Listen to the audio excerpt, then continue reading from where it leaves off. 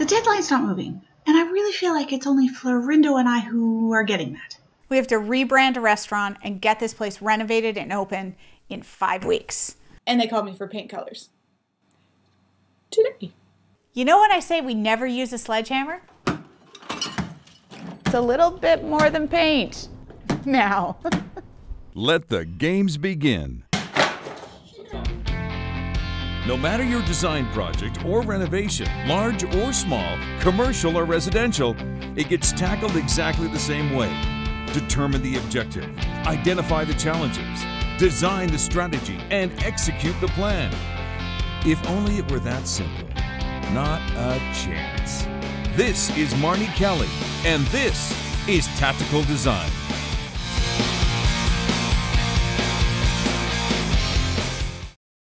Now, to take a space from this to this, usually you would start with the design plan, but not this time. So let's take this little Italian restaurant, turn it into this sexy burger and beer joint in 5 weeks with no time, no budget, no plan. No problem. No problem, right? Let's back up a couple of steps and bring you up to speed. Meet Nick and Serge Cavalier. These two brothers are second generation in their family's restaurant biz. This reinvention is their first step in creating their own brand. This is their cousin Tony. He's the go-to guy to keep this project rolling. At the helm of this reno is master carpenter Florindo Cavalier. He's Nick and Serge's uncle and Tony's father. Nothing happens without him. This is truly a family affair. This project doesn't happen without him. What's this? And I'm about to drive him crazy. Really, when I walk in, I feel a little bit like it's still a deli. It used to be a Tim Hortons. I still kind of get that feel when I walk in, and turn it into this Prohibition era as the inspiration burger and beer joint. Just figured it was time for a change, and we wanted to revamp the place, bring some new life into it. We're going to be doing a lot of work to the look of the building, exterior, interior, 100% rebrand on the menu, and we're really excited to see what happens. It's very stressful. There's still a lot of work to do and a small amount of time to do it, but it's going to be there. It's going to be open on the 1st. Somebody got to be kidding. Because that is insane. Yesterday it looked like a restaurant, and today it's a construction zone. Every day this restaurant is closed costs these guys money. There is no time to waste. Now, usually at this point, I have a well-developed plan, long before demo. Let's break down the elements. Invent an entirely new restaurant that's going to appeal to a completely different demographic. This space has to reflect a brand. And that's where this design gets even more challenging. With no plan in place prior to demolition, the 5-week timeline is next to impossible to do, and sticking to any budget is out the window. The grand total will be a surprise for everyone. The 3 things you need for any project, we don't have. You can't have a strategy without the plan in place. Since there isn't one, that is the priority. Time to brew up some strong coffee. So my whole strategy here is going in to design something that looks like a franchise, because I want it to feel polished and put together, and something that you could potentially drive by and see in any city. Good thing I love a challenge. Time to get to work. So, to keep the budget in check, a lot of the existing elements will need to be integrated into the new plan. Having said that, this place still has to wow. It's got to be about the bar, and the seating capacity has to be maximized. Florindo and I, this is going to be our first project that we've ever worked on together. And he's not going to have any fun. I don't think I'm going to be having any fun. He's definitely not going to be having any fun, because I'm not even going to be able to give him anything ahead of time. It's going to be on the fly. The entire design is going to be on the fly. And that, I have to tell you, is probably the fastest way to make sure that you do not stay on time, on target, or on budget. Well, you have to start somewhere, and the guys have gone and found a vinyl plank floor and granite counters for the bar. But there's a problem. Seriously, how do you tell the new client that you can't work with the only two things they picked? They have come up with a granite and a flooring. And on the face of it, neither one is a bad choice. The problem is with all the elements that have to be kept in this project, they're not gonna work. And I know I will fight those every step of the way to the end, and they're still not gonna fit. Lead time is the key factor in which flooring can be selected. These are the only 3 options that can arrive on time. I have to make all these elements I don't get to change look like they're actually choices. There's so many things that I have to work with. So I have the burgundy melamine that's on all the booths, and I've got this taupey, orangey colored vinyl that we can't replace. So these 2 things right away I'm stuck with. And I have a hood that everybody hates. They want it ripped down, they don't want it there, and I am adamant I'm using it. Embrace the elements. If it has to stay, make it a conscious decision to be part of the plan.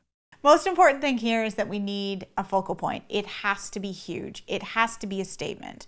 For me, that's going to be the bar. It's exactly the first thing you walk in and see. And right now, it's a deli cooler. That's not working for me. Well, the bar needs an update and some sex appeal. First to go is the retro curve and the overpowering bulkhead.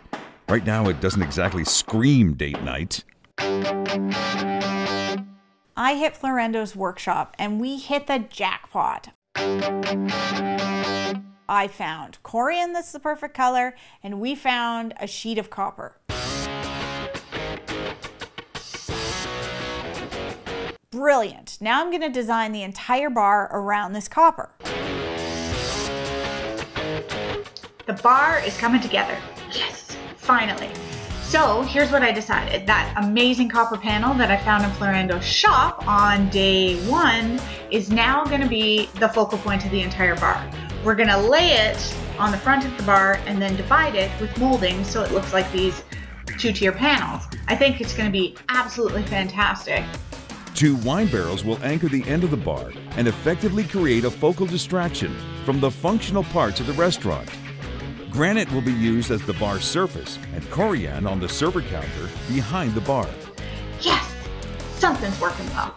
And just as things were falling into place, there's a snag. There isn't enough copper to complete the bar design.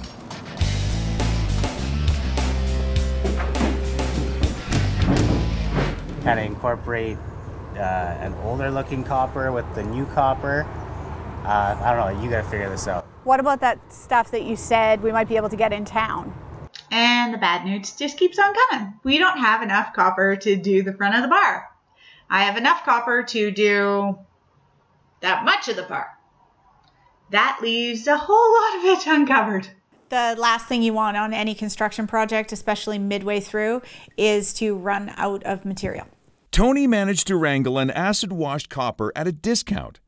It has a different look to it. Will it work? You know, now that we don't have time to order.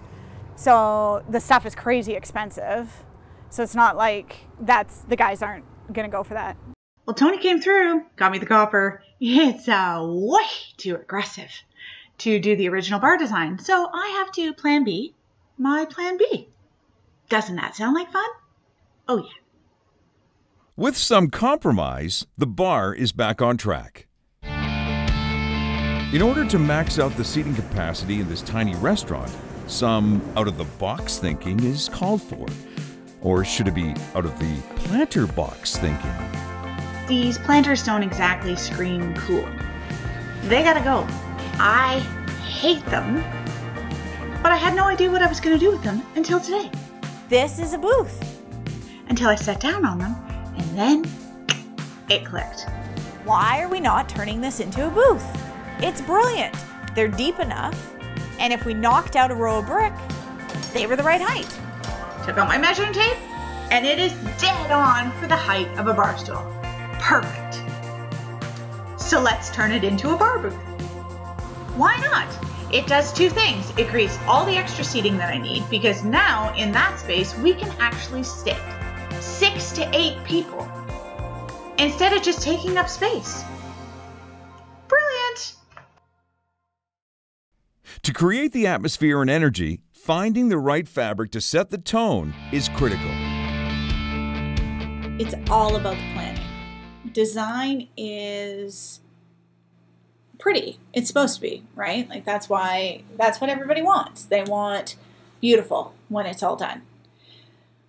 But to get to the beautiful, we have to break it down into all of the components that come together. And not one component can be taken on its own, because I find a lot of customers want to fall in love with every single piece. But the problem with that is if you fall in love with every single piece, number one, it is never going to fit your budget. And number two, it's also never going to come together, because you can't jam things together just because you like them. So you have to kind of know the direction that the project is going to take, and you have to commit to that direction. And then you plug in the pieces. It is a bit like building a puzzle, that we know what the picture looks like, and now we have to figure out which pieces go where. Success? I found it. Perfect fabric. It is the baseline for the entire color scheme and can't be bland and boring. The dilemma now is do they even have enough of it? No idea. Fingers crossed they do, because I don't have a better fabric to fall back on. And at this point, we have to get paint on these walls. I have to move forward. So I'm just gonna bite the bullet and go for it and hope that everything else plays out well.